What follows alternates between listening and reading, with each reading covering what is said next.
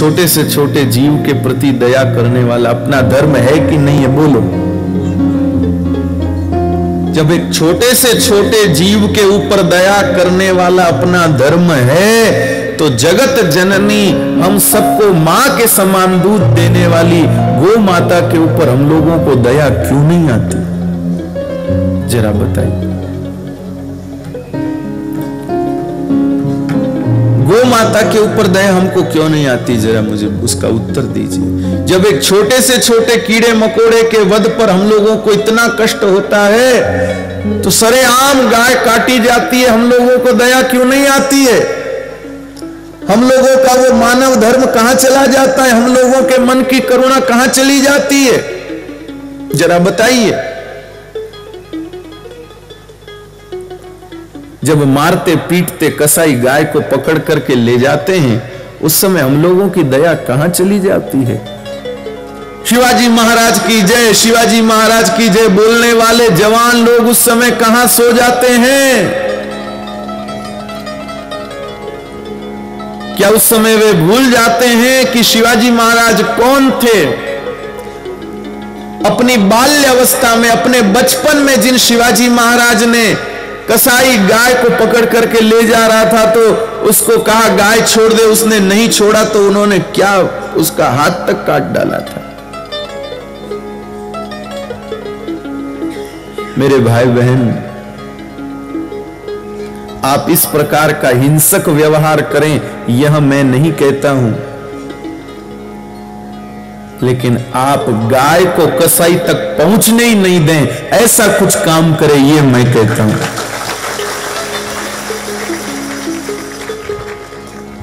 नहीं तो मैं जानता हूं कल मुझे यहां कोई कथा नहीं करने देगा यदि मैं ऐसा कहूंगा तो। हमको पकड़ करके एक सेफ जगह बिठा दिया जाएगा कि ये तो ऐसे हिंसा वाली बातें कहते हैं। मैं नहीं कहता हूं। हम मारने में यकीन नहीं करते, सुधारने में यकीन करते हैं भाई। हमारे धर्म में वो बल है, हमारी मां ने हमको वो ताकत दी है, हमको हाथ उठाने की आवश्यकता नहीं, हम अपनी वाणी से सुधार सकते हैं मेरे भाई। अपने शब्दों पे भरोसा कीजिए। हमारे पूज्य बाबा जी हमको बता रहे थे, महाराष्ट्र में ऐसा भी काम हुआ है कि कुछ गो भक्तों ने कसाईयों को जाकर के विनती की, भाई आप गाय को मत काटिए, गाय को क्यों काटते हैं? उनको पूरा महत्व समझा कि गाय की उपस्थिति कितना मायना रखती है, गाय क्या चीज है, और उस सब को समझ करके उन कसाईयों ने संकल्प किया, सरकार दंड लगावे या न लगाए, कसाईयों ने दंड निर्धारित किया कि हम कसाईयों में से कोई भी गाय काटेगा तो उसको 10,000 का दंड देना पड़ेगा। ऐसा ही ना बाबा जी? तो बाबा जी ने बताया 10,000 का दंड देना पड़ेगा। यह निर्धारण किसने किया? सरकार ने नहीं, कसाईयों ने मिलकर तय किया। और उन कसाईयों को तैयार करने वाला कौन? कोई तलवार चलाने वाला नहीं, कोई वाणी का धनी, कोई वाणी का धनी जिसने शब्द को हृदय से निकाल कर उनके आगे कहा। जब गोवध होता है तब हमारा दया वाला पक्ष किधर चला जाता? मुझे ये बताइए आप लोग।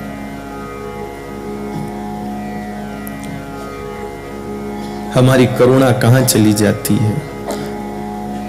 हम कायर कैसे हो जाते हैं, ये हमको बताइए। किसी के भी मन में कल्पना है? क्या कोई भी जानता है कि जिन गायों को पकड़ पकड़ करके, जिस गोवंश को, जिन मूक प्राणियों को पकड़ पकड़ के कत्ल खाने में ले जाया जाता है, वहां उनके साथ क्या सलूक होता है? मेरे भाई बहन, ऐसा नहीं कि वहां जाते ही उनको खट से काट दिया जाता है।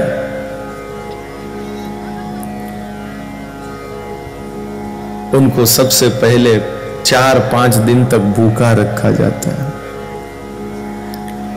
उन गोवंश को 4-5 दिन तक भूखा रखा जाता है, और भूखा रखने के बाद में उनको पीटा जाता है। पीटा किस लिए जाता है? ताकि उनकी चमड़ी मांस से अलग हो जाए। और फिर अत्यंत उष्ण जल, बहुत तेज गर्म पानी उनके शरीर के ऊपर डाला जाता है ताकि उनकी चमड़ी मुलायम हो जाए। बहुत तेज गर्म पानी उनके शरीर के ऊपर डाला जाता है ताकि उनकी चमड़ी मुलायम हो जाए, और फिर उनके टांगों को बांध करके ऊपर लटका देते हैं। फिर उनके गर्दन का छोटा सा हिस्सा काट करके सारा खून बाहर निकालते हैं, फिर उनको मारते हैं। मेरे भाई बहन, मैं अच्छे से नहीं बोल पा रहा हूं, लेकिन इतने में ही समझ जाइए। इतनी बेदर्दी से गाय को काटा जाता है, इतनी बेदर्दी से गोवंश को काटा जाता है।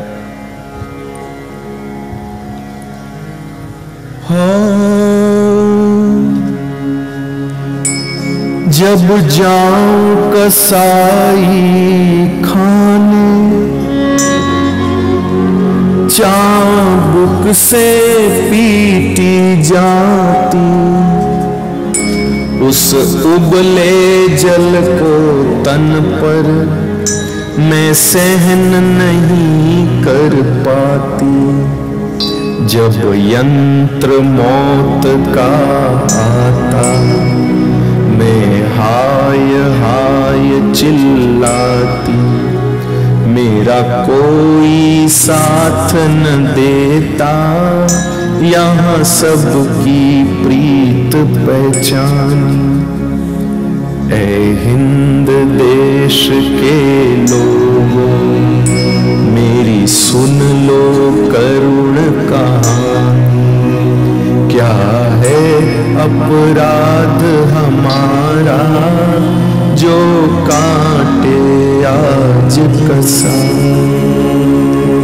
जब सबको दूध पिलाया, मैं गो माता कहलाई। जब सबको दूध पिलाया, मैं गो माता कहलाई। फिर किस अपराध के बदले मुझे काटे आज रसा। गाय का अपराध क्या है जरा बताइए? उसको जो काटा जाता है उसका अपराध क्या है? उसको हम लोग मां कहते हैं इसलिए काटा जा रहा है। मेरे भाई बहन सुन लीजिएगा, छोटा हूं, बड़ी बात नहीं बोल सकता हूं, लेकिन जो लोग धन प्राप्त करने के लिए मां मानी जाने वाली गाय तक को कटवा रहे हैं, वो लोग समय के अनुसार धन को प्राप्त करने के लिए हमारे घर के बुजुर्गों को कभी पकड़ के न ले जाए काटने के लिए। ऐसा भी दिन आ सकता है। हम जिसमें मां के समान श्रद्धा करते हैं उसका वध हो रहा है, तो कल को हमारे मां बापों को भी लोग पकड़ के ले जाएंगे। कुछ सालों पहले जब कहा गया था कि गाय को क्यों काटते हैं, तो कुछ लोगों ने कहा था कि अनुपयोगी जानवर भार है, अनुपयोगी जानवर चारा खाते हैं, कुछ फायदा नहीं होता है, तो उनको रखने से क्या फायदा। ऐसा दलील दिया गया था बाबा जी कि गाय को क्यों काटना। बोले जो दूध नहीं देती है वो क्या काम की है, वो खाली चारा खाती है, उल्टा नुकसान होता है, ऐसों को तो काट देना चाहिए। जिन लोगों ने ये मानसिकता बनाई और गोवध को स्वीकार किया, भविष्य में वो ये भी कह सकते हैं कि वो तुम्हारे बूढ़े माँ बाप कुछ काम तो नहीं करते, ऐसे ही रोटी खाते, उनको भी मार दो, काट दो, बेचो, पैसा कमाओ। ऐसा दिन भी आ सकता है, ये हंसने की बात नहीं है। मैं छोटा हूं इसलिए मेरी बात आप लोगों को नहीं समझ में आती हो, लेकिन ऐसा भी दिन आ सकता है। गाय को काटने का कारण क्या? सिर्फ एक कारण कि जो दूध नहीं देती, ऐसे ही चारा खाती, तो फिर रखने से क्या फायदा है। मेरे भाई बहन, उस समय हम ये भूल जाते हैं कि हमने उसको मां माना है। हम मानव जात इतनी स्वार्थी हो गई, जिस गाय ने वर्षों तक हमको दूध दिया, उसने दूध देना बंद किया तो वो हमारे कटवाने के लायक हो गई, हमारे बेचने के लायक हो गई।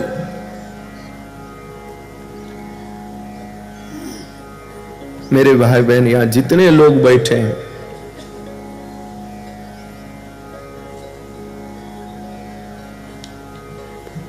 जितने लोग बैठे हैं सबसे विनती करता हूं, यदि आपके घर में धन की कमी हो तो एक दिन आपके घर में यदि धन की कमी हो तो रोज एक समय भोजन करना, पर अपनी गौ माता को भूखी मत रखना, उसको कसाई के हाथ कभी मत बेचना। चारे की कमी हो तो खुद एक समय रोटी खाना, दूसरे समय की रोटी का जो पैसा है उससे जैसे तैसे भी चारा खरीद के गाय को खिलाना, पर अपनी गाय को कसाई के हाथ मत बेचना। मेरे भाई बहन, जिस गाय ने सारी उम्र आपके घर को आशीर्वाद दिया, सारी उम्र आपके घर को आशीर्वाद दिया, आपके बच्चों को आशीर्वाद दिया, उस गाय को बेचते समय आपका दिल नहीं दुखता? जब उस गाय को वो निर्दयी कसाई पकड़ के ले जाए तो उस समय आपको कष्ट नहीं होता? उस समय आपको समझता नहीं कि वो क्या करने वाला है इसके साथ, और वो बदले में देता क्या? चंद रुपए। उन रुपयों से क्या आपकी जिंदगी रोशन हो जाएगी? मेरे भाई बहन, उन 10-20 हजार रुपयों से, 5-25 हजार रुपयों से जिंदगी में बनने वाला कुछ नहीं, लेकिन उस निर्दोष गौ माता को आपने कटवाया है तो उसके श्राप से कभी भी मुक्त नहीं हो पाओगे। उस निर्दोष गौ माता को जो आपने कटवाया है, उसका जो श्राप मिलेगा उससे जिंदगी भर नहीं बच पाओगे।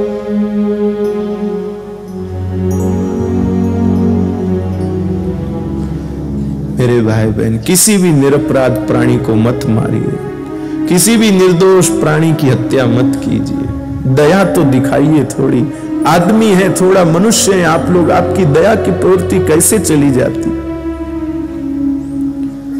मेरे भाई बहन,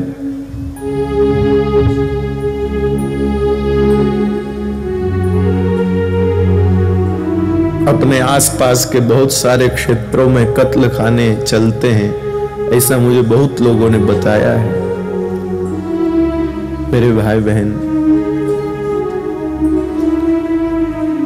इन सब के पीछे प्रधान चीज क्या है? सिर्फ अर्थ प्रधान है और कोई दूसरी चीज नहीं। लेकिन मेरे भाई बहन, क्या हम मनुष्य इतने गए बीते हो गए? जो बेबस जानवर है, जो मूक प्राणी है, उन मूक प्राणियों को, उन बेबस जानवरों को मार मार के ही धन कमाना अब हमारे पास में बचा, और उद्योग धंधे हमको सूझते ही नहीं, और कोई काम धंधा हमको सूझता ही नहीं। बस यही काम धंधा बचा हमारे पास में धन कमाने का। गाय के ऊपर दया कीजिए, उसको कटने के लिए मत जाने दीजिए। गो पालन कीजिए, गाय को अपने घर रखिए, जैसे भी हो पालिए, आशीर्वाद मिलेगा आपको। मेरे भाई बहन, जब गाय को कसाई को बेचते हैं तो फिर किस मुंह से उसकी पूजा करने को जाते हैं? ये कपट क्यों करते हैं? फिर क्यों गोपाल कृष्ण का नाम लेते हैं? गाय के बिना कैसे गोपाल कृष्ण? फिर काय का गोपाल काला? फिर हम कैसे पंडरीनाथ के भक्त हैं? आप लोग जानते हैं, भगवान पंडरीनाथ द्वारिकापुरी से पंढरपुर आए। द्वारिकापुरी से पंढरपुर आए तो अकेले नहीं आए, अपने साथ गायों को लेकर के आए। चंद्रभागा नदी के किनारे उन्होंने गाय चराई, इसलिए उस क्षेत्र का नाम गोपालपुर पड़ा है। और आज भी वहां जो पांडुरंग विराज रहे, वो हाथ में लकड़ी लिए हुए, बांसुरी लिए हुए, गोपाल के स्वरूप में। फिर हम विट्ठल के भक्त होकर के ऐसे कैसे हो रहे हैं? प्रभु,